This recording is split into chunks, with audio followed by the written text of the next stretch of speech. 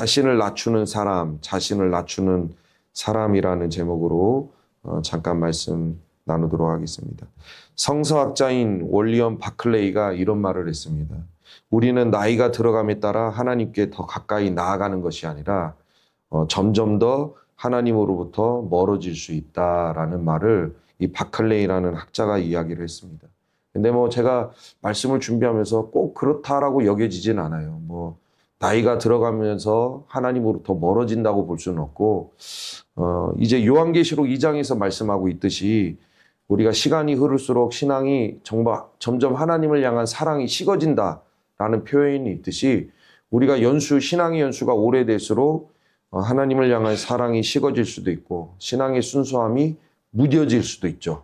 때로는 신앙이 형식화되어 갈 수 있다. 그런 가능성이 어찌됐건 신앙생활을 적게 한 사람보다는 신앙생활을 오래 한 사람이 더 그럴 가능성이 있죠. 이제 막 교회 나온 사람들은 어찌됐건 새롭고 신비하기 때문에 하나님 앞에 가려고 몸부림치는 어떤 신앙의 모습이 있지만 신앙이 한 20년, 30년 흐르게 되면 이제 예배도 형식화되고 찬양도 형식화되고 기도 또한 형식화되는 모습을 우리는 심심치 않게 발견할 수 있습니다. 그래서 이분이 윌리엄 바클레이라는 학자가 아마 그런 얘기를 했던 것 같은데 꼭 그렇다고 볼 수는 없고 그럴 가능성이 인제 나온 초신자보다는 더 가능성이 많다라는 거죠. 그래서 우리는 믿음의 여정을 걸어갈 때 우리의 중심을 잘 지켜야죠. 우리의 신앙이 첫사랑이 식어지지 않고 우리의 신앙이 형식화되지 않도록 우리는 우리의 신앙의 중심을 어찌됐건 잘 지키고 자녀들이 순수한 마음으로 부모의 뒤를 따라가듯이 우리도 하나님 아버지의 뒤를 순수한 신앙의 열정을 가지고 따라가야 될 줄 믿습니다. 우리 두 아들이 지금 순수하니까 지금 엄마 옆에 앉아 있는 거죠. 이거 한 1, 2년 지나면 이제 1, 2년 지나면 한 칸 뒤로 가는 거고 또 1, 2년 지나면 또 한 칸 뒤로 가는 거고 또 1, 2년 지나면 한 칸 뒤로 가는 거고 그래서 아무리 뒤로 오라고 해도 싫어요. 제가 왜 가야 돼요? 이렇게 된다는 거죠. 우리가 신앙이 흐를수록 자꾸 이제 점점 무뎌지고 형식화되어질 수 있는데 순수한 마음으로 하나님 아버지의 뒤를 따라가는 우리 성도님들이 될 수 있기를 소망합니다. 오늘 본문의 말씀에도 보면 예수님이 어린아이와 같은 신앙, 그 순수한 신앙이 무엇이냐 그것을 가르쳐주기 위해서 제자들에게 한 어린아이를 지금 불러다가 세우는 모습이 있죠. 이 상황을 통해서 우리에게 주시는 교훈이 무엇인지 우리가 오늘 한번 살펴보는 시간을 갖고자 합니다. 먼저 예수님이 한 아이를 불러서 제자들 앞에 세우신 이유는 제자들 사이에 우선은 먼저 누가 크냐, 우리 사이에 누가 크냐라는 논쟁이 붙었다라는 거예요. 그래서 1절 말씀에 보면 그때의 제자들이 예수께 나와 이르되 천국에서 누가 크니까. 지금 제자들이 예수님 앞에 나와서 천국에서 누가 큽니까? 천국에서 누가 위대한 사람입니까? 라고 질문을 하고 있다는 거죠. 근데 이미 이거는 제자들 안에서 논쟁이 한번 세게 붙은 거예요. 네가 크냐 내가 크냐 내가 더 크지 않냐 너보단 내가 낫다 이런 논쟁이 세게 붙었다가 이게 자기들 안에서 해결이 안 되니까 그래서 예수님 앞에 나와서 예수님 우리 중에 누가 더 큽니까? 라고 질문을 던지고 있는 거예요. 그런데 여기서 제자들이 막 이야기하고 있는 천국에서는 여기서 제자들이 이야기하는 이 천국은 우리가 흔히 알고 있는 죽어서 가는 하나님의 나라를 의미하는 것이 아니라 이 제자들이 이야기하는 천국은 예수님이 이제 곧 한 달 뒤에 예루살렘에 들어가십니다. 그러면 예수님이 예루살렘에 들어가면 유대인의 왕이 되고 예수님이 왕이 되면 이 땅에 지상 왕국이 이루어지게 될 거라는 것을 굳건하게 믿는 거예요. 다윗 왕 때의 나라가 강성했던 것처럼 솔로몬 왕 때 나라가 잘 먹고 잘 살았던 것처럼 예수님이 예루살렘에 입성하기만 하면 그 다윗 왕과 솔로몬 왕 때 이루어졌던 그 나라가 다시 한번 우리 앞에 실현이 된다라는 거예요.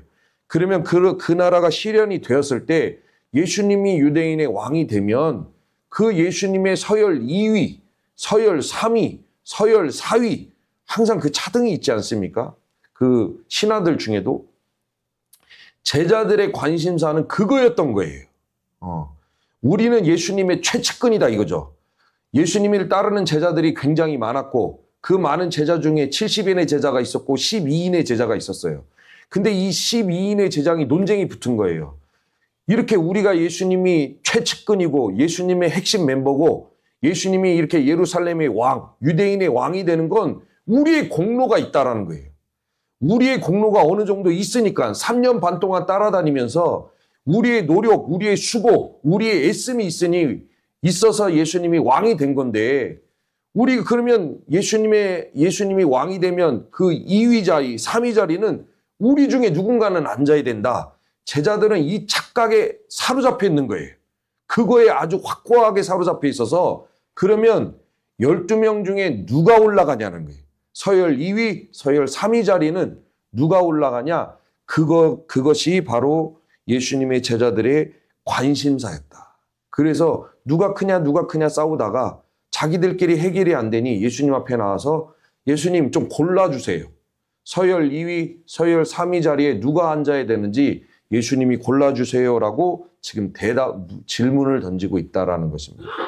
그런데 이 질문을 던졌을 때의 시기가 언제냐면 여기 빨간 글씨로 그때에라고 나와 있죠.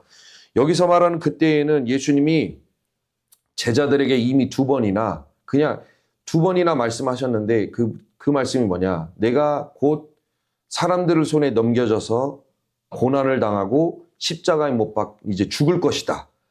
죽고 나면 3일 만에 다시 살아나게 될 것이다라고 될 것이다라는 것을 말한 직후죠. 그러니까 그것을 말하자마자 그때에라고 하는 거예요. 그러니까 예수님이 어찌됐건 자기의 죽음을 이야기했을 때는 마음이 편하지 않죠. 이게 예수님이 시기적으로 봤을 때는 한 달 뒤에 예수님이 십자가를 지십니다. 그러면 예수님은 이미 모든 걸 알고 계시죠.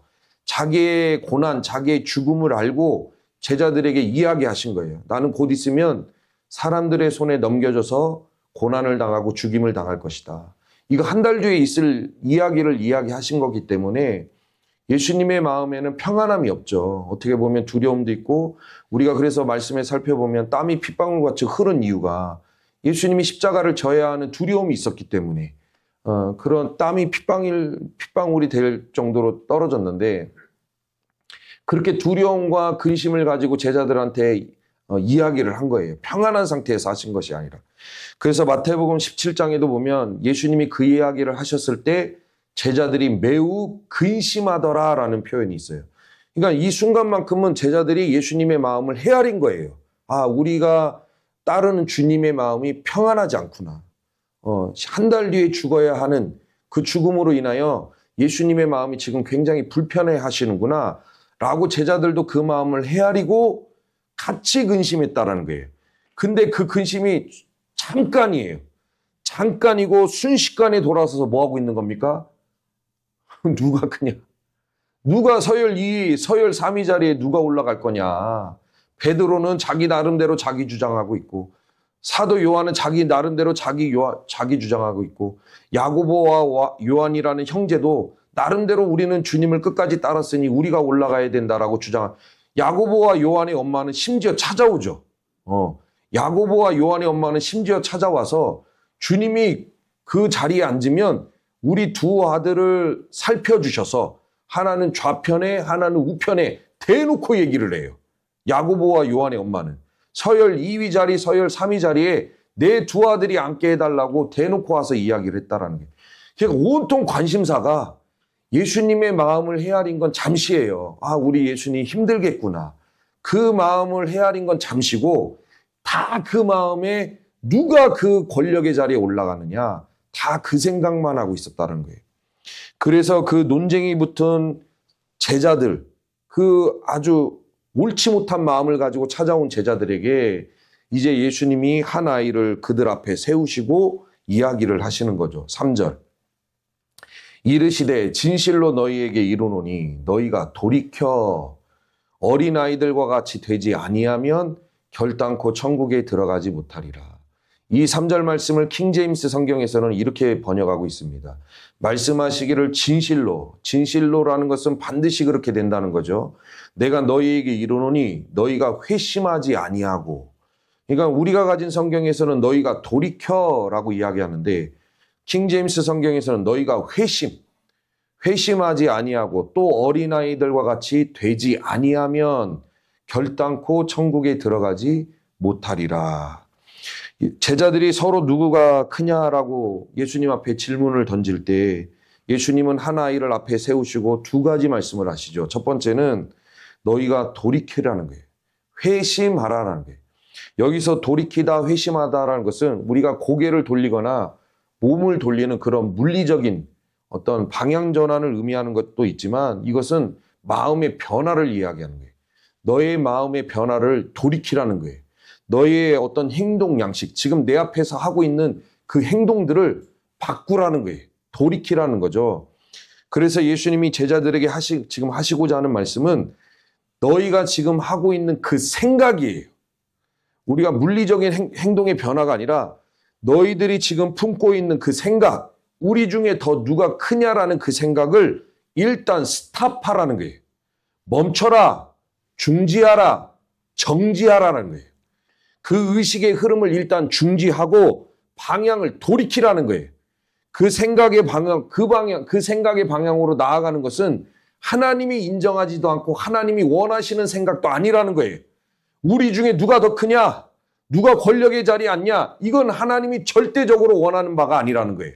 그러니까 그 생각의 방향으로 나아가지 말고 스탑, 멈춰라, 중지하라. 일단 그 자리에 머물러라는 거예요. 방향을 돌리라는 거죠. 생각의 방향을 중지하라. 이게 어떤 의미가 있는지를 우리가 사무엘상 13장에 보면 그 이스라엘 백성들이 블레셋 사람들과 막 전쟁을 하려고 할 때 너무 많은 블레셋 군대가 이스라엘 백성들과 싸우기 위해서 몰려옵니다. 그때 성경에 뭐라고 기록되어 있냐면 바다의 모래처럼 많다 그래요. 군사들이 해변의 모래처럼 많았다라고 해요. 그러니까 그 모습을 보고 이스라엘 백성들이 싸우려고 하다가 너무 많은 군대가 눈앞에 있으니까 전부 두려워서 숨습니다. 수풀에 숨기도 하고 바위 틈에 숨기도 하고 또 어떤 사람들은 굴에 들어 숨기도 하죠. 그런데 이렇게 숨지 않았던 사람들은 또 어떤 사람들은 아예 강을 건너서 길르앗 땅으로 도망가는 사람들도 있었어요. 그러니까 많은 사람들이 싸우려고 나왔다가 너무 두려워서 숨거나 도망쳤다는 거죠. 그런데 사울 왕 옆에서 숨거나 도망가지 않은 사람들은 도망가지 않았을지라도 사울 왕 옆을 지키고는 있지만 두려워서 벌벌벌벌 떠는 거예요. 사울 왕이 옆에 이렇게 좌우를 살펴보니까 전부 떨고 있는 거예요. 그 떨고 있는 사람 중에 누구는 또 도망가서 숨기도 하고. 그런데 이 무서운 것도 더 문제지만 지금 사울 왕에게 더 큰 문제는 사무엘 선지자가 와서 번제를 드려줘야 되는데 이스라엘 백성들에게 전쟁 중에 번제를 드린다는 것은 하나님의 도우심입니다. 하나님의 도우시고 하나님이 그 전쟁에서 승리할 수 있도록 역사하심이 번제를 드리는 거예요. 전제 중에. 근데 사무엘 선지자가 빨리 와서 번제를 드림으로 이 전쟁에서 승리할 수 있도록 하나님의 도우심을 구해야 되는데 아무리 기다려도 사무엘 선지자가 오지를 않아요. 그렇게 일주일을 기다려요. 사울 왕이. 그럼 막 일주일을 기다리다 보니까 더 사람들은 막 빠져나가죠. 어떤 사람은 도망가고 어떤 사람은 숨기도 하고 더 많은 사람들이 막 빠져나가는 거예요. 그때 사울 왕이 무슨 생각을 하냐면 내가 사무엘이 오지를 않으니 일주일 동안 기다려도 사무엘 선지자가 오지를 않으니 내가 해야겠다라는 생각을 해요. 그러니까 그 전까지라도 그 생각은 안 하겠죠. 사무엘 선지자가 오면 된다라는 생각을 했다가 하도 기다려도 그러니까 사람이 급해지면 엉뚱한 행동을 하게 돼 있어요. 사울 왕이 급해지니까 무슨 생각을 하냐면 내가 번제를 드려야겠다라는 생각을 해요. 근데 사울 왕이 불순한 생각이 아니에요. 내가 번제를 드림으로 하나님의 도우심을 구해야겠다라는 생각을 했다는 거예요. 우리가 지금 돌아보면 좋죠. 사울 왕이 품은 생각이 그렇게 나쁘다고 여겨지지 않아요. 번제를 드려서 하나님의 도우심을 구하겠대요. 그 생각에 뭐가 그렇게 비난받을 이유가 뭐가 있습니까? 그러나 문제는 그게 아무리 순수하고 좋아 보이는 생각, 내가 번제를 드려서 하나님의 도우심을 한번 구해봐야지. 이게 본인 생각할 때는 좋아 보인다 할지라도 하나님은 그것을 인정하지 않죠. 사울 왕은 번제를 드릴 권한이 없어요. 그런데 사울 왕이 결국은 번제를 드리죠. 그래서 그 결과가 어떻게 됩니까? 사무엘상 13장 14절에 지금은 왕의 나라가 길지 못할 것이라. 여호와께서 왕에게 명령하신 바를 왕이 지키지 아니하였으므로 여호와께서 그 마음에 맞는 사람을 구하여 여호와께서 그를 그의 백성의 지도자로 삼으셨나이다. 사울 왕은 진짜 순수했어요. 사무엘 선지자가 아무리 기다려도 안 오니 내가 번제를 드려서 하나님의 도우심을 한번 구해봐야겠다. 이거 자꾸 이러다가는 다 도망가게 생겼으니 하나님의 도우심을 내가 한번 구해봐야지라고 순수하게 접근했다라는 거예요. 그러나 하나님이 보실 때는 너는 틀렸다라는 거예요. 멈췄어야죠. 하나님이 인정하지 않는 생각으로 계속 나갈 것이 아니라 하나님이 인정하지 않는 생각이니 스탑, 중지, 멈췄어야 된다는 거예요. 근데 사울 왕이 멈추지 못하고 그것을 행했을 때 하나님이 곧바로 어떤 역사를 일으킵니까? 지금은 이거 사무엘 선지자가 일주일 만에 도착해서 번제 드린 사울 왕한테 하는 얘기예요. 지금은 왕의 나라가 길지 못할 것이다. 이게 뭐예요? 하나님이 왕의 촛대를 옮기셨다는 거죠. 더 이상 왕의 후손을 통해서 이 나라를 이어가지 않을 것이다. 그러면 사실은 뭐 없어요? 하나님이 하나님의 마음에 맞는 사람을 따로 구하셨다는 거예요. 그게 우리가 알고 있는 다윗이죠. 이때부터 하나님이 구해버려요. 이게 얼마나 비금입니까? 하나님이 사울 왕을 처음에 세우실 때 사울 왕을 그렇게 하나님이 미워하시지 않았어요. 처음에 준수하고 이 정도면 이스라엘의 왕으로 맞는 것 같다라고 하나님도 인정하셨어요. 근데 지금은 하나님의 마음이 바뀌었죠. 완전히 돌아서서 아니다. 사울 왕은 그의 나라가 길지 못하고 내 마음에 맞는 자로 하여금 이스라엘을 이끌어가도록 왕을 세우겠다라고 하나님이 마음을 바꾸셔요. 근데 이 바꾸신 계기가 뭐냐? 사울이 그 생각을 멈추지 아니하고 그 방향으로 계속 나갔다는 거예요. 멈췄어야 되는 거예요. 우리가 이것을 민수기 22장의 말씀을 통해서도 우리 살펴볼 수 있는데 민수기 22장에 보면 발람이라는 자가 나와요. 근데 거기에 보면 발람을 점술가, 점쟁이로 표현을 해요. 근데 제가 말씀을 읽으면서 아무리 봐도 이 왜 발람을 점쟁이로 표현했는지 이해가 안 돼요. 왜냐하면 이 발람이 시종일관 하나님이 내게 주신 말씀, 하나님이 내게 주신 것만 나는 예언을 하지 하나님이 주시지 않은 건 난 예언할 수 없다. 계속 그 얘기만 해요. 그러니까 발람의 인생 가운데 다른 신은 없어요. 오직 하나님만 이야기를 해요. 그런데 성경은 이 발람을 점쟁이로 표현을 해요. 참 희한하죠. 그럼 보십시오. 왜 점쟁이로 표현을 했냐. 민수기 22장에 보면 이스라엘 백성이 우리 저번에 하나님이 일주일 만에 들어갈 수 있는 길을 막 광야로 돌리시죠. 광야로 돌리시면 거기 모압이 있어요. 근데 모압으로 거의 다 오니까 모압 왕이 이제 두려운 마음이 생겨. 왜? 이스라엘 백성들이 막 잘근잘근 밟으면서 다 정복하는 거예요. 근데 모압 코앞까지 왔어. 그래서 모압 왕이 두려운 마음에 어떤 생각을 하냐면 이 발람이라는 점술가, 점쟁이를 불러다가 이 사람으로 하여금 이스라엘 백성들을 저주하게 하자. 이 사람이 저주를 하면 그 저주에 맞게 이스라엘 백성들이 무너질 것이다 라고 생각을 한 거예요. 그래서 신하들을 보내서 돈을 주고 이 돈이 항상 문제예요. 돈을 얼마나 줬는지 모르겠지만 돈을 왕창 때려 부어요. 그래서 이 발람으로 하여금 야 와서 저주 좀 해라. 그러니까 발람이 하나님을 믿는 사람인데 하나님을 믿는 백성들을 저주하기 위해서 출발을 해요. 그러니까 점술가죠. 그런데 하나님이 계속 막으셔요. 먼저는 첫 번째 꿈으로 나타나셔 막으셔요. 가지 마라. 저 백성은 내 백성이니 가서 저주하지 마라라고 꿈으로 막으셔요. 그런데도 불구하고 가요. 나귀를 타고 가요. 따그닥 갑니다. 그런데 하나님이 이번에도 또 막으시죠. 여호와의 사자가 칼을 빼들고 있어요. 가는 길에. 그러니까 나귀가 멈춰요. 근데 자기 눈에는 왜 멈추는지 모르니까 나귀를 3번을 두들겨 팹니다. 그러니까 참 성경이 기가 막혀. 나귀가 3번을 두들겨 맞으니까 뭐라고 합니까? 왜 때려? 나귀가 입이 열려서요.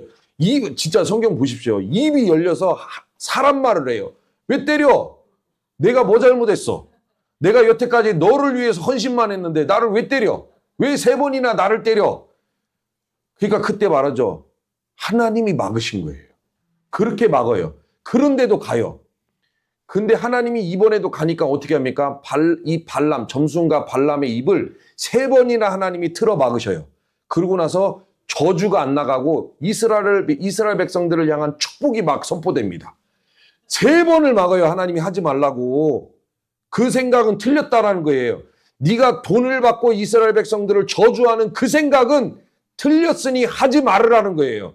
3번을 틀어 막았는데도 가요. 그런데도 하나님이 막 입을 틀어 막고 축복을 3번이나 선포하시죠. 자, 본데 민수기 31장 16절에 기가 막힌 말씀. 보라, 이들이 발람의 꾀를 따라 이스라엘 자손을 부올의 사건에서 여호와 앞에 범죄하게 하여 여호와의 회중 가운데 연병이 일어나게 하였느니라. 제가 이거를 찾으려고 성경을 몇 번을 두들겼나 모르겠어요. 근데 이 정확한 사건은 없어요. 근데 민수기 31장 16절 한 구절 있는데 이게 무슨 말이냐면 이 발람이 자기 입으로는 하나님이 자꾸 틀어박으니까 저주를 못하죠. 그런데 옆길로 이게 돈이 문제예요. 돈을 왕창 받았으니 모압 발락을 도와주고 싶은 마음이 계속 들었나 봐요. 제가 보니까. 그래서 발락 왕에게 살짝 이스라엘 백성들을 어떻게 무너뜨릴 수 있는지 옆구리를 살짝 찔러서 야, 내가 하나님이 자꾸 막아서 내 입으로 저주는 안 나가는데 저 백성을 무너뜨리는 방법은 있어. 이렇게 했죠. 이렇게. 저 백성을 무너뜨리는 방법은 있어. 우상 숭배하게 하면 무너져. 우상 숭배가 뭐예요? 하나님을 향한 마음에서 돌이켜서 우상을 따라가게 하면 저 백성은 무너져. 내가 자꾸 내 입에서 자꾸 축복만 나가니 요거 한번 써봐. 발람의 이 꾀를 전해주고 갔다라는 거예요. 그러니까 발람이 뭐예요? 생각이 안 멈춰져. 하나님이 하지 말라면 하지 말아야 되는데 그건 내가 너를 향한 하나님의 뜻이 아니니 하지 말아야 되는데 발람이 이 생각, 돈을 받고 발락을 도와줘야 된다는 생각이 안 멈춰요. 결국은 꾀를 알려줘서 이 모압 왕이 모압 여인들을 시켜서 이스라엘 백성들 남자들을 전부 유혹해요. 그리고 우상을 섬기도록 하죠. 그래서 여기 연병이 일어나게 하셨으니 하나님이 그 우상 숭배한 이스라엘 백성들을 전부 쳐버려요. 그래서 2만 6천 명이 죽어요. 하나님이 때려서. 여러분 무섭지 않습니까? 하지 말라는 것을 계속 쫓아가서 거기에서 하고 있으니 하나님이 2만 6천 명을 때려 죽여요. 그래서 결국 어떻게 됩니까? 발람도 죽여요. 이 발람, 점술가도 결국은 칼에 죽어요. 여러분 보십시오. 모든 것이 하지 말라고 했을 때 안 했어야 되는데 결국은 그 생각에서 돌이키지 못했다. 우리 아까 3절 말씀에도 돌이켜라, 회심하라는 것은 그 방향으로 나아가는 것을 일단 중지하라는 거예요. 그 생각, 세상을 향해 나아가는 그 생각, 하나님 외에 다른 것을 음란하게 좋아하는 그 생각, 그거를 중지하라는 거예요. 멈춰라. 거기서 돌이켜라. 이게 하나님의 생각인데 그렇게 못했다. 그러면 지금 예수님이 제자들에게 하시고자 하는 말씀이 뭐예요? 누가 크고자 하는 그 생각 멈추라는 거예요. 그 생각은 옳지 않으니 네가 서열이이냐 내가 서열이이냐 이 생각을 멈추고 그 생각에서 돌이켜라 라는 것을 하나님이 지금 예수님이 제자들에게 하시는 말씀이죠. 돌이켜서 뭘 보기를 원하십니까? 3절을 다시 보게 되면 이르시되 진실로 진실로 너희에게 너희가 돌이켜 지금 그 생각을 돌이켜 어린아이들과 같이 되지 아니하면 어린아이처럼 되라는 거예요. 그러면 어린아이처럼 되라는 말씀이 구체적으로 뭡니까? 4절을 보게 되면 그러므로 누구든지 이 어린아이와 같이 자기를 낮추는 사람이에요. 우리가 이미 여기까지 왔는데 다시 어린이로 돌아갈 수는 없죠. 그러면 예수님이 말씀하시는 어린이는 뭡니까? 자기를 겸손하게 낮추는 사람을 이야기하는 거예요. 낮추는, 교만한 마음을 돌이켜서 낮추는 사람이 하나님의 나라를 소유하게 된다는 거예요.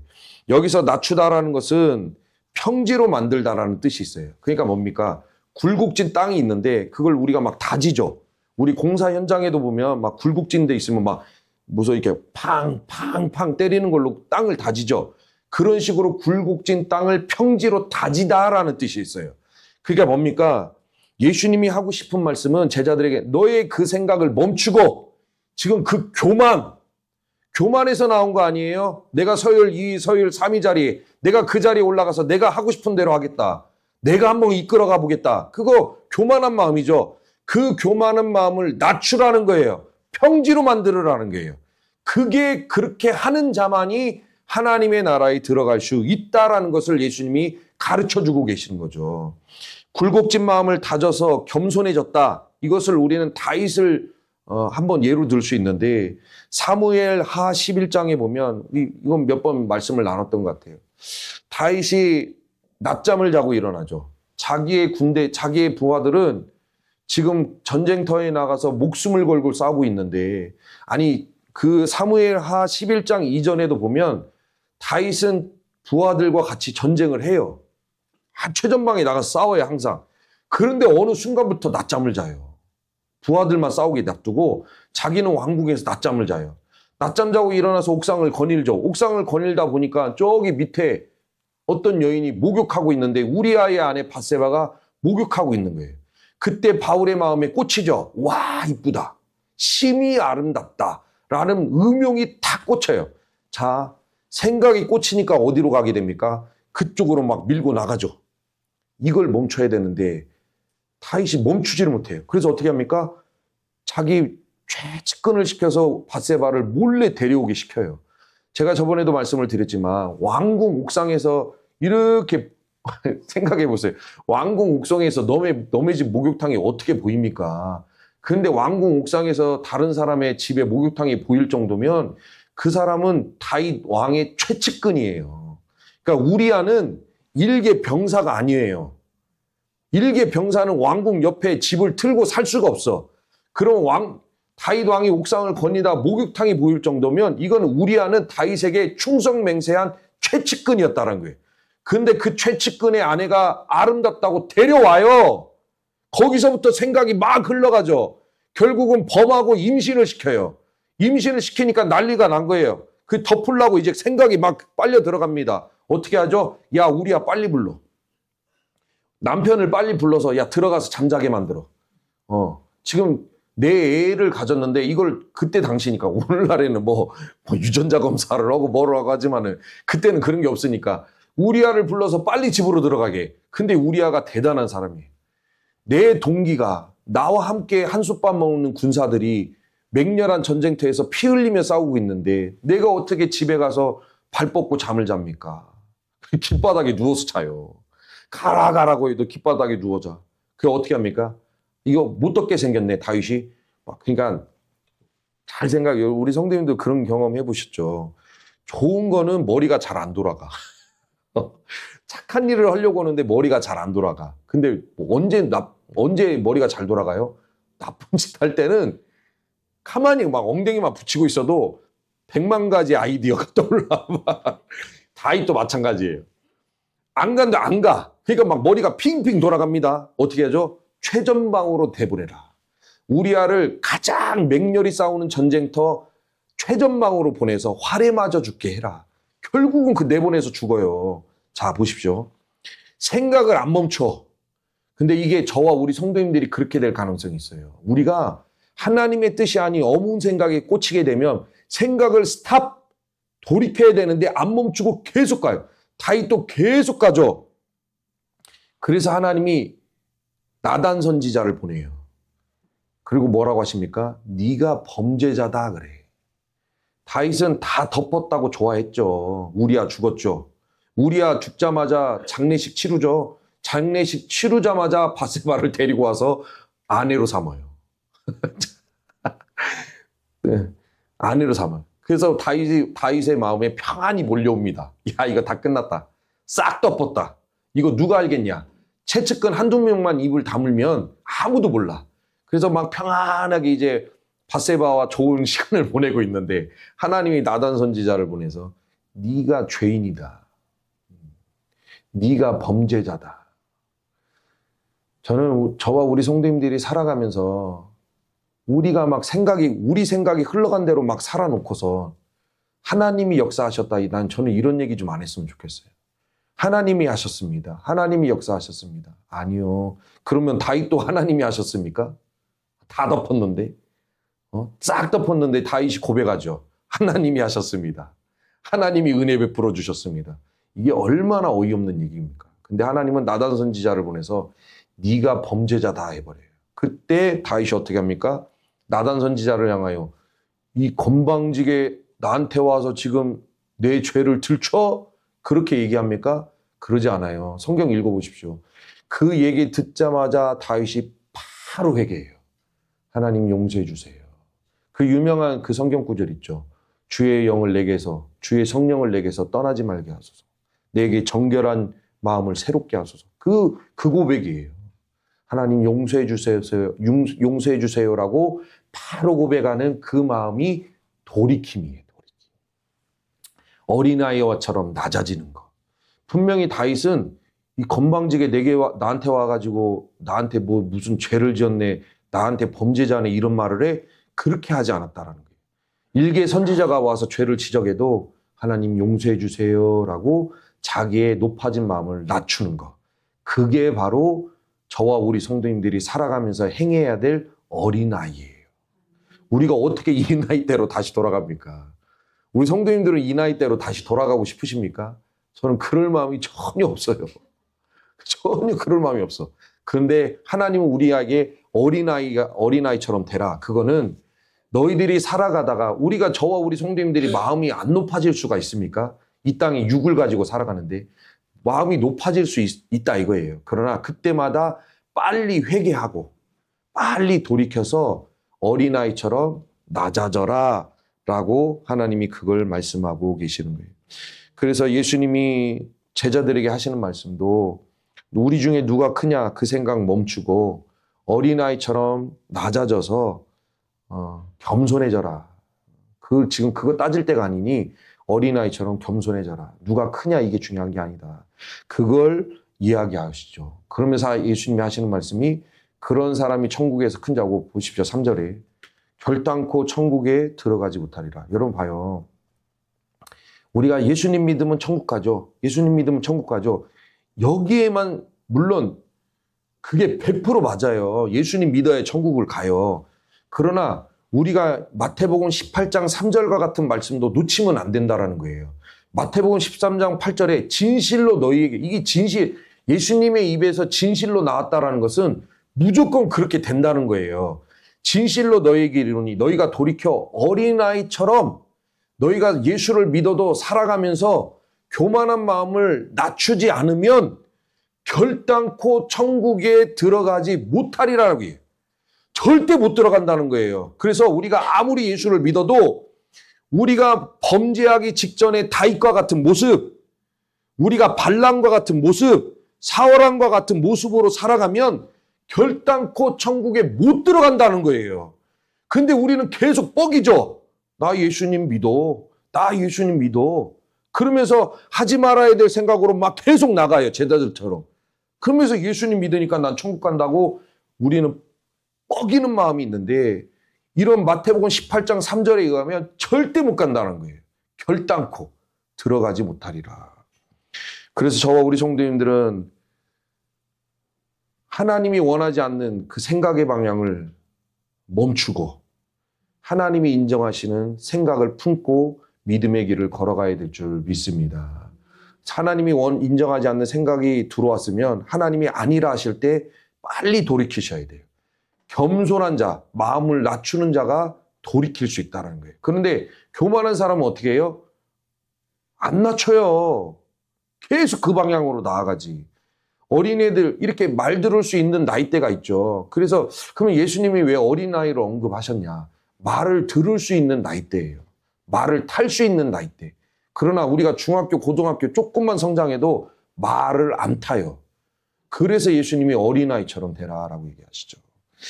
한 가지 예만 드리고 말씀을 마치도록 하겠습니다. 베들레헴에 가면 예수님이 태어나신 곳에 큰 성전이, 예수님이 태어난 그 마구간이겠죠. 그 태어나신 곳에 큰 성전이 지어졌다고 합니다. 그런데 그 성전은 굉장히 큰데 입구가 굉장히 작아요. 그래서 누구나 거기에 들어가려면 머리를 다 숙이고 들어가야 돼요. 그 입구로 들어가려면. 그런데 그 입구 위에 뭐라고 써 있냐면 아기 예수를 만나려면 겸손히 몸을 굽히시오. 그래서 그 성전은 전부 다 잘난 사람, 못난 사람, 많이 배운 사람, 적게 배운 사람 누구나 할 것 없이 그 성전에 들어가려면 전부 다 고개 숙여야 돼요. 안 숙이고는 못 들어가요. 저와 우리 성도님들이 이런 모습처럼 이렇게 어린아이처럼 자기를 낮추는 신앙이 되어서 매일매일 삶 가운데 주님과 동행하시는 하나님의 영광을 나타내시는 저와 우리 성도님들이 될 수 있기를 소망합니다.